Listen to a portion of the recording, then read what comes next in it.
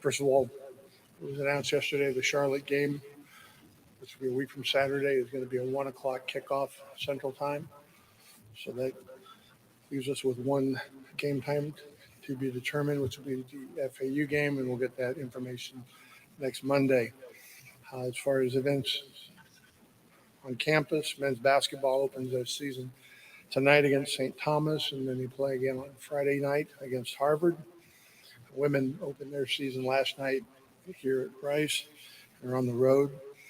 And Abilene Christian on Thursday and TCU on Sunday. Volleyball is on the road this week at North Texas. And in addition to Coach, we have Tyson Flowers and Landon Ransom-Geltz will be our two players today, but we'll start off with Coach Lindgren. All right. Good afternoon, everyone. Appreciate y'all coming out today. Before I get started, shout out to Lindsay Edmonds and her Lady Owls last night, starting this thing off with a great dub. And again, best wishes to Scott Parra and the men's basketball team as they tip it off tonight. We talked a lot about the game after the game, talked about the SMU game. And, again, lots to be proud of in that film and lots to be proud of how our team rallied around Chase. And, again, lots to be proud of the way we came out and attacked practice yesterday and the way we got here this morning and the way we're focusing in on our game plan for UTSA and how the excitement in this building is real. And we know we're playing a great UTSA team. We know how good of a job Jeff Traylor's done there. They've got a guy leading the nation in sacks. They've got Frank Harris back. We know he is the straw that stirs the drink, and they are a talented football team. And we're excited about this opportunity. With that, I'll open up for any questions.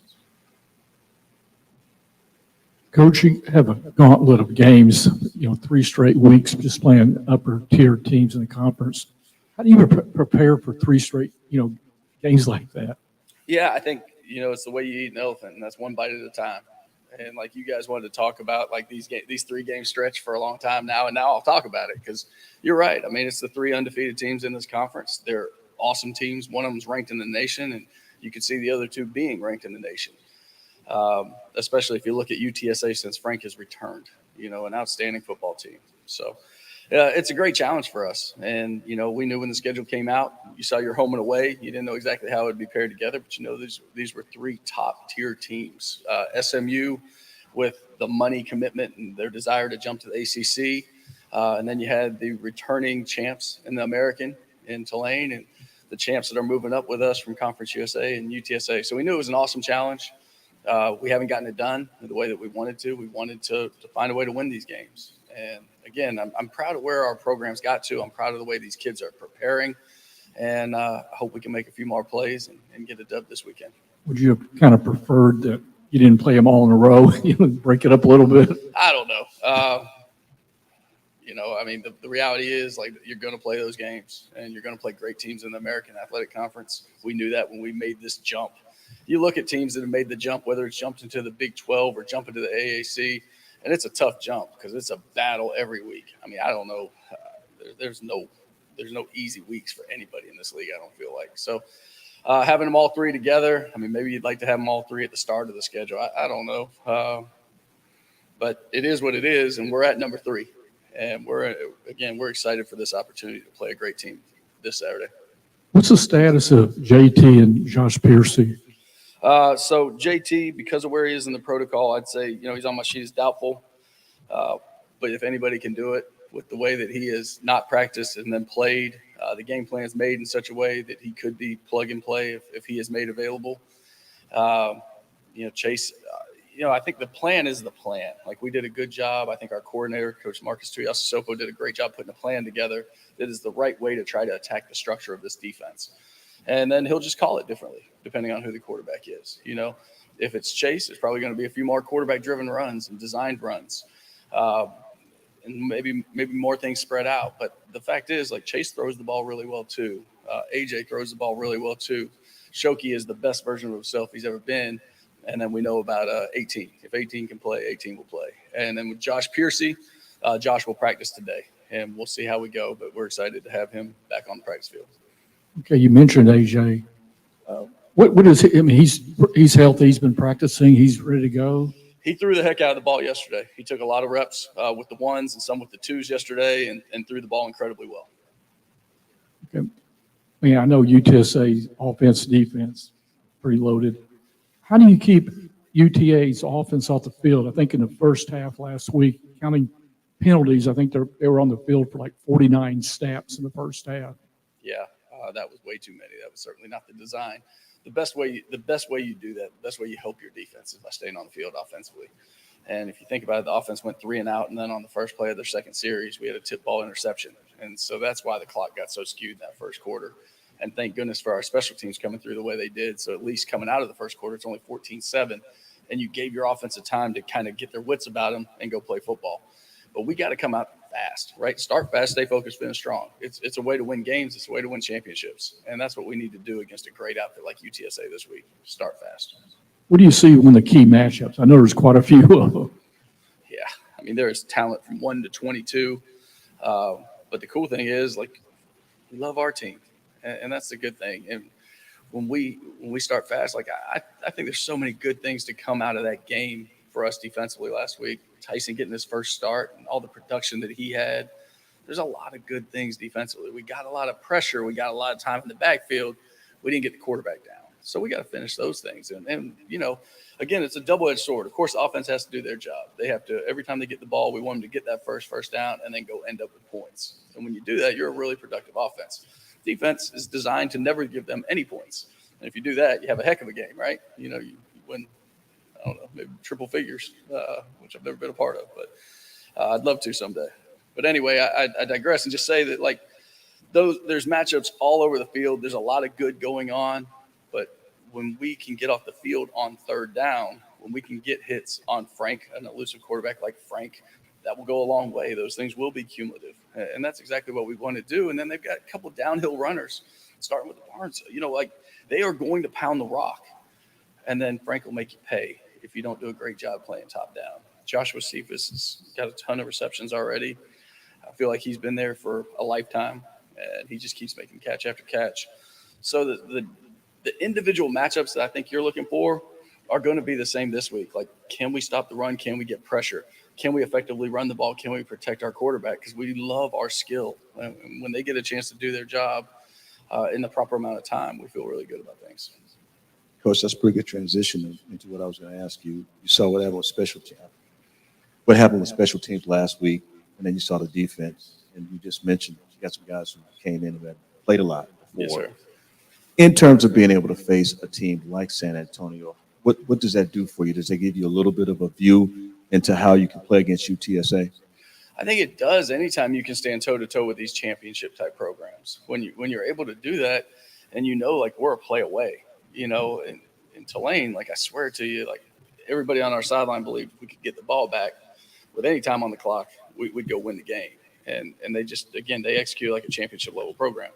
Last week, there was a lot of celebration on our sideline in the fourth quarter when we thought we took the lead on the screen. Then there's laundry on the field. You come back and we end up punting and, have to get a defensive stand. Then Dean has another huge run to get us down there, and we have a holding call. And there was the holding call, which was critical. There was a couple fouls on defense that kept drives alive, and that were, after the whistle type plays that are just things we have to clean up if we want to be a championship level football team. When the margin's so small, you got to have the discipline to not have the self-inflicted wounds and the penalties pre-snap and post-snap. Once the snap is over, those are the things we really need to eliminate.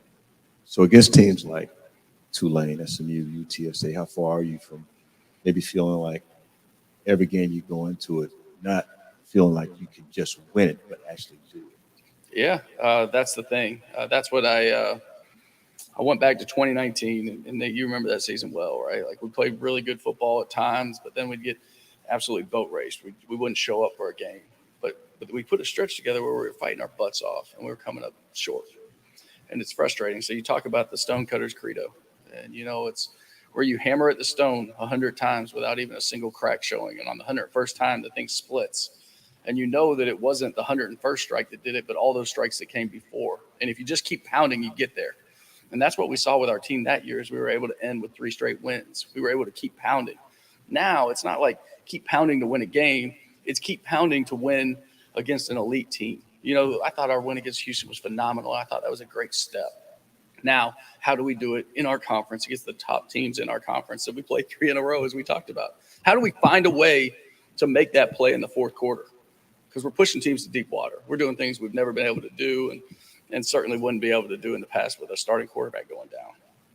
So UTSA, and I know you kind of touched on it. You talked about Frank. You also talked about Covarian. Can you talk about your major concerns, I guess, offensively and defensively as you get ready for UTSA? Us playing up to our potential would be my biggest concern. Like, how do we have our best week of prep yet? And then how do we play to our potential down in and down out? Because, Nate, what I think is really important is because they're a very good team with very talented players, I think we'd be crazy to think that they're not going to make plays. But we are too. We're going to make plays too. And so we might lose some individual battles, but as long as we piece enough wins together to make sure we win the war at the end of that game, we'll all be very, very happy. Coach, you talked about the specific players, quarterback, running back, those guys up front. When you get into the trenches, somewhere along the way, you've got to make a stand, get 2 across. Let's talk about your defensive front being able to control the trench. Yeah, you're exactly right. I mean, there's got to be a time where we stand up, and there have been those times. You think back to goal line stands and quarterback sneaks this year where we stopped them on 4th down, things like that, and that's winning football. But the base down stuff, like how on 1st down are we going to make sure we're gap sound and we're whipping our guy to make sure that there's no crease? There's 3 ways you can play a gap in this game of football. You can play a gap with your body. You can play a gap with his body by putting him in the gap you're responsible for, or play it with your eyes and be in a position to make the play with an outside arm free. And as long as we understand that and we win those one-on-one matchups, we're going to be just fine. So how do we get them to do it? I mean, we just keep having the best week of work. And I don't know that we're going to hold this team to 0 yards. I don't know if that's a realistic goal. This is a talented football team that's going to make plays. We just have to win more and we lose. Okay, we're going to open it up online. And ask you to go first. Want to be up first? Hey, Bloom. A bunch of new teams in the American. Is it easier to scheme up a game plan against an SMU that you haven't played here yourself with your staff, or to get a 5th or a 6th crack at UTSA?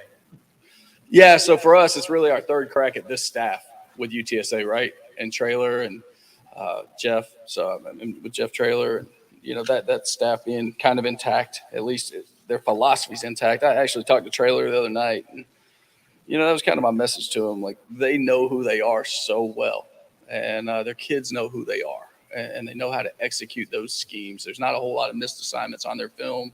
There's not people just turn loose. They really do a good job, and they do a great job at the line of scrimmage making it messy. They play a 3-4 defense. It's going to build a wall, and they make everything incredibly hard to run the ball, and then they play it top down with their cover 4 behind it.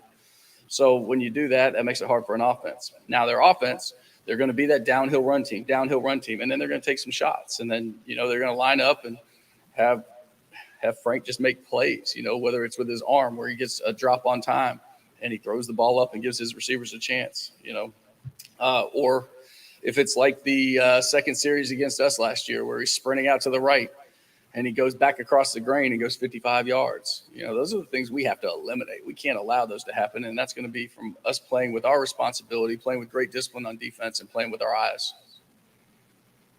And then Tyson and Landon here in the room with you. Over the past years, getting young guys on the field hasn't always been by choice, but you guys, 2 guys here that have kind of earned the right to play and stepped up. What have you seen from your depth coming through? It's November. You're going to need guys. What's it like to be able to turn to these guys? So, Matt, you mean in 2018 when we had like 14 freshmen out there on the field, you don't think that was by design? When you put your scout team running back at corner that time? Yeah, that did happen. No, that was not by design back then. This is definitely because these guys have earned the opportunity. And it's so impressive, and it's so great to have Tyson healthy. This is a guy that has worked really hard in every phase of his life to make sure he's in great shape so that he can help this Rice House football team, and he's doing it. But he started making play after play in training camp to where it was like he was our leader in ball disruption. He was our leader in PBUs. He was our leader in interceptions. He was just becoming that ball hawking magnet all training camp. So it's great that for whatever reason he earned the right to get in this game and that he performed at a high level. His production was off the charts. Now there's a few plays he wants back, but for a first start, I'd say that's a pretty good first start in major college football going against SMU. So really proud of him for that. As far as Landon, you know, we talked about it. Like Landon got here in January, and thank goodness that we were able to bring in those 4 freshmen in January. Chase was another one of those guys that came in.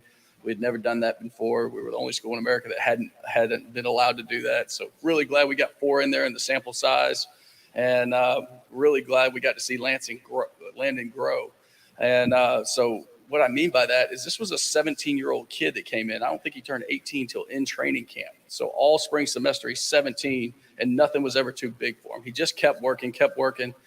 And it seems like, you know, every time he gets on the field, he makes a big-time play. Like he's capable of making a big-time play. But the screen the other day was such an example of there's an unblocked guy right there, spins off of him, makes him miss, and he wills himself to the sticks, you know, and that's, you know, it's great to see him make some of those big-time catches that he's made at or near the end zone this year as well. So I do think that these are guys that are certainly playing by choice and by meritocracy, by the earned reps that they're getting. And so I'm really proud of them.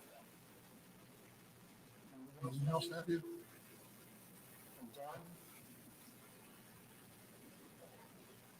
I'm good. John, go ahead. Mike, I wanted to ask about Dean Connors in the growth we've seen from his game this year. He seems like he's able to get that Walter Payton lead. He can bounce out wide. He had a screenplay, even though it was called back, that road that after he caught that pass, the leads he made. And it seems like now any type of situation that she had, she can get the job done for you. Yeah. What did you say about Walter Payton? I'm sorry. He's got that Walter Payton lead over the line. Oh, yeah. He said he got that from Walter Payton. Yeah. How about that? NFL films coming through with the coaching. But that's awesome. No, look, Dean averaged 11 yards a carry the other day. He's been an unbelievable receiving threat for us as well out of the backfield.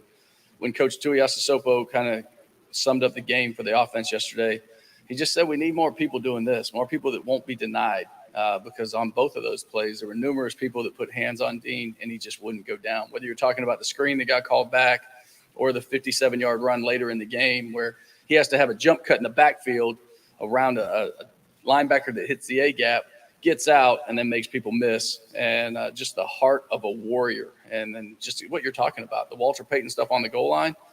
When they got the penalty and moved it up to – we actually had a completely different play called on the 4th down and 2 at the 2. They jump off sides, and now it's 1 yard to go. It's like, man, we trust Dean. Let's go make this happen. And that's what he's earned, and that's how our team feels about him. And we have other examples on offense too. I mean, you have Luke McCaffrey seemingly every week that's going to not be denied. It's going to make a big-time play.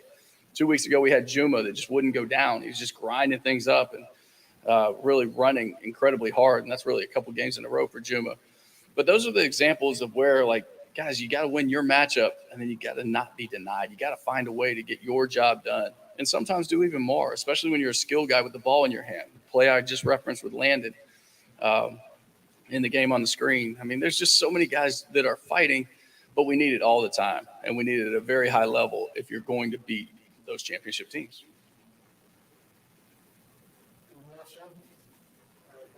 All right, thank y'all. Go Owls.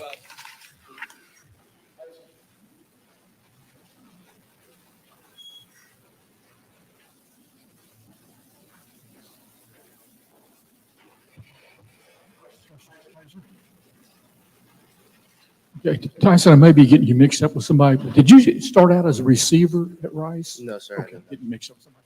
Okay, talk about how deep the secondary room is at Rice. You just got a lot of guys that can play back there. It's really deep, and I think that's the fun part about it is that we get to compete and play with each other and learn from each other all week. And so, whenever guys go down, I think it's fun to play with someone new. Like, hey, I don't normally play at this spot, but I'm here now, so like I get to play with you and see how you work, and play with you and see how you play and you work. And so I think we got a lot of depth, and I think that's what makes it fun. So what's it like, finally getting that start this year against SMU? And like Coach said, you really performed really well. I think that's a dream come true, and the dream definitely doesn't end there. But getting your first start is that's all you can ask for. That's what you dream of. Like since you're this tall playing football, that's uh, you want to play in those big time games and getting a start. I'm grateful for the opportunity from the coaches trusting in me and believing in me and letting me play. But I think even more so, I think it's an answered prayer and something all off season that I talked to God and I prayed to Him and by His will and uh, Him answering my prayer request. I think that goes to just show His faithfulness. And so something that I've been praying for a long time. I've even got it tattooed on my arm is Isaiah 41:10, which says, "Fear not, for I'm with you. Do not be afraid, for I am your God. I will strengthen you. I'll help you. I'll hold on to you with my righteous right hand." When I was hurt last year, I was like, "Geez, I don't know when I'm going to be able to play." But just having no fear and trusting that, my God's going to come through for me. I think that was a big thing that I kept in my head this offseason. And Coach Boone mentioned it a little bit too about some plays I wish I had back. We could talk about the tackles and the couple PBUs I had, but we lose by 5 and I let up 6 on an out and up in the high red zone. And on another drive in the game, I don't do my job and they catch a big ball down the sideline. And you can't say those 2 plays, completely changed the outcome of the game. But, if I do my job on those plays, maybe Chase isn't forced to, have to throw the ball deep at the end of the game. I know there's a lot of people that would, help you out and everything, but is there 1 or 2 players in the secondary that you've gotten, really helped you out? You got some good advice from it? Trayshawn Devons, I probably am a little bit annoying to him. I latch onto his hip really since I got here. Last summer, I would follow him around. I would do whatever workouts he would do. I would ask him questions and work out with him and, kind of poke and prod and try to get under his skin as much as I could. And really this year, I think him, I try to watch film with him every day after practice and, learn so what are you writing down? What are you taking from this film? What should I be doing? What should I write down? What should I learn? And so he's a guy that I think really helped me and had my back out there. What the biggest challenges you see from the UTSA offense? Biggest challenge is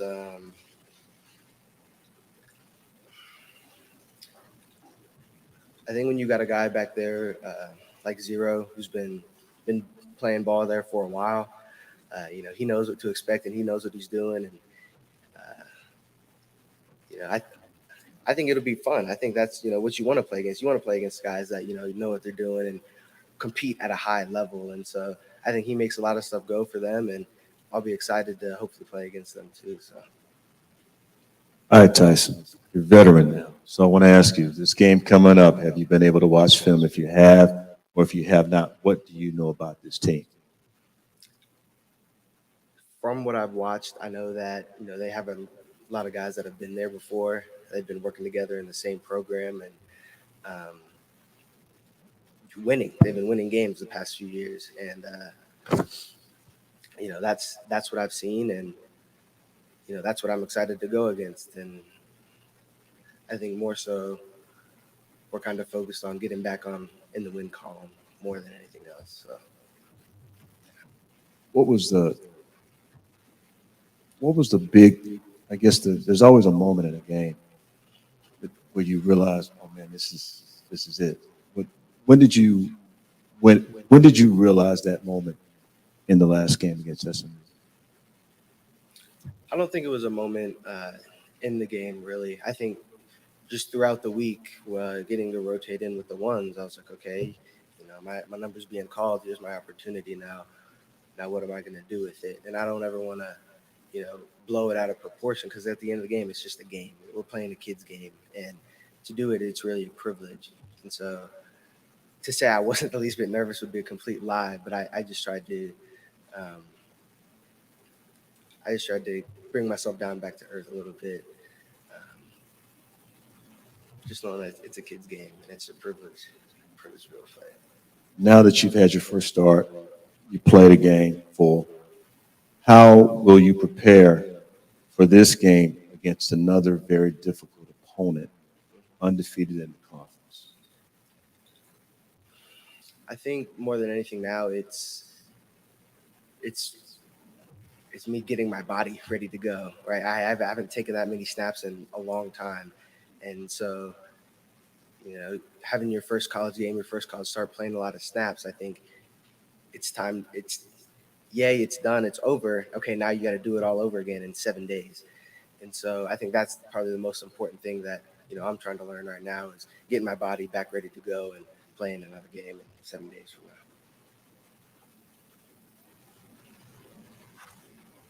Matthew, you have anything? Yeah, Tyson, what's it like? We talked about your experience coming in and playing, but when you look over and alongside you is, guys like Davion Hook and Clay Wyatt and guys that, you were rehabbing with and then working with on scout team, not that long ago. And now y'all are up against SMU in an elite offense. How kind of cool is it to see, guys that you came in with and you've been practicing with, with the backups getting the chance to play prime time and playing pretty well? Yeah, I mean, that's really fun. I can't tell you how many conversations Davion and I have had about, when we're seniors, like, when we're playing, when we're doing this, but this is how we're going to do it. And it was really cool to get on the field with Davion and plays a character too, getting to be on the field with him and his energy. It's awesome, especially just thinking back to a year ago when, me and Davion were on scout team, just doing our best to wreak havoc for, the offensive guys. Now being able to do it in an actual game, it's really a blessing. And I feel really lucky to be able to be on the field with them. I feel like your job is a little bit easier having experience trying to guard Luke McCaffrey and some of the offensive playmakers y'all have? Yes, without a doubt. Every chance, I get or Davion get, like we argue, no, let me guard Luke. No, let me guard Landon. Like we want to guard the best players. And so when we get out there on Saturdays during the games now, it's slowed down a lot for us. So yeah.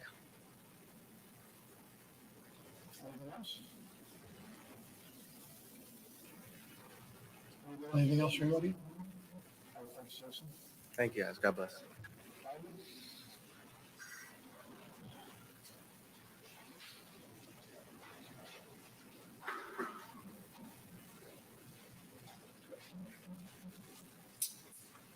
Whoa.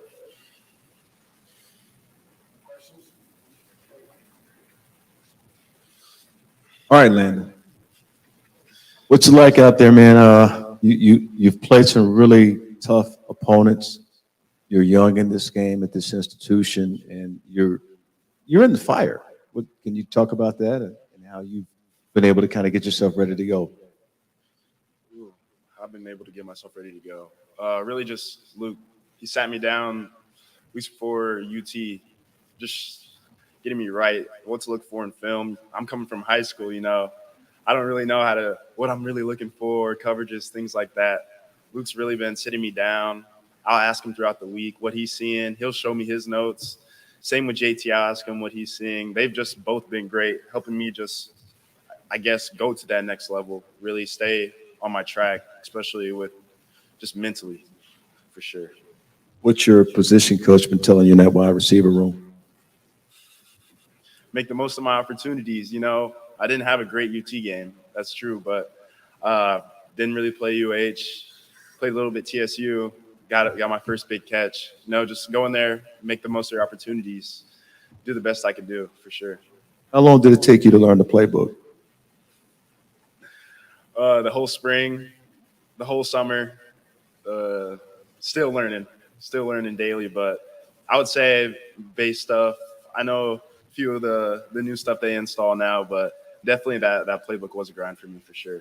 So from game one to now and practice, talk about how differently your route running is now, especially as you prepare for these better teams. The gauntlet's been pretty tough. My route running, just running hard. Sometimes, especially just at the higher levels, I'm thinking too much about my routes. Maybe I'm not running as fast as I can, thinking just I just go out there, run as fast as I can, plant hard, stuff I know how to do, stuff I've been coached to do. Just need to go out there and do it, really. And your opponent, I know that there's a preparation level for you in terms of knowing your opponent, especially in secondary. What have you learned about the upcoming opponent? What do you know about him? What can you tell us? Can I tell us? DBs. DBs, of course, are older than me, but there's definitely some experienced group back there. That field corner right there, can't remember his name. It's not that fast. I know I can beat him over the top. Other one, great coverage guy. Leads PBUs? What was it? That's crazy. Gonna have to get open for sure and make plays at the end of the day. That's all it's gonna come down to. A year ago, you're playing high school football, and now you're a major contributor for the football program at Rice. As a player, what's it like when you got a stretch of 3 games and you're playing 3 really good teams and you want to play really well? It's every kid's dream. It's what you want to do. So why not go make the most of it, really? I just go out there, try to play my best, play my best, and just try to make as few mistakes as I can, just help my team win, really. Especially against tough opponents that we've been facing these past 3 weeks, I'm going to need to bring my best every single play. What's been the biggest adjustment you had to make from high school to college and playing so much as a freshman, true freshman? The biggest thing to me was just the speed of the game. When I went out there at UT, and just how everything was moving before snap and just how people were moving during the play, like, it was really eye-opening for me. And just another thing that I've just been doing is rehab. Like, in high school, I could go out there and just, I don't know, play 80 snaps and be okay. But now I feel like, I don't know, something's a little tight, something's hurting a little bit, but if something's not hurting, I don't think you're playing football right, in my opinion. So just got to go out there and just rehab. It's been a pretty good comfort level knowing that with the quarterbacks that you have on the team, and Daniels is one of the best quarterbacks in the country, and you also got Chase and AJ, that they're all capable of making good throws. It's got to make a receiver feel pretty confident. Of course it does. Just the biggest thing for me is just that chemistry. I feel like chemistry is a big thing between quarterbacks and receivers, and I feel like I got that pretty early with Chase. And AJ is from my area, so we were throwing in the summer when we weren't up here. So definitely got some chemistry in that, and just having guys who can throw the ball back there like they can. It's just great. It's great to have.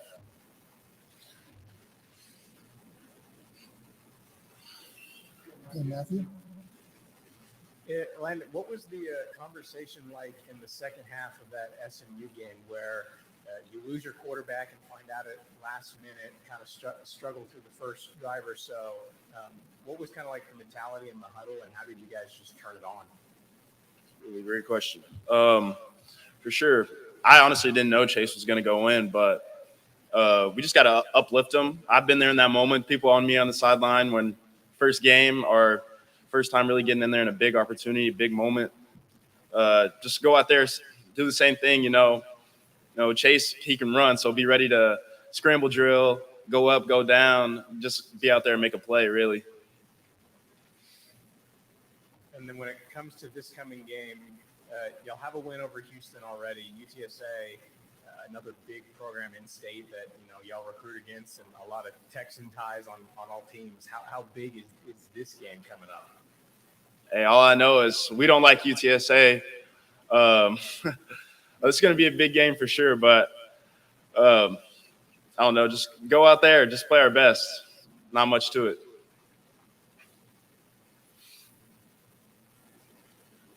Anything else? All right, we'll see you on Saturday on Zoom or in person.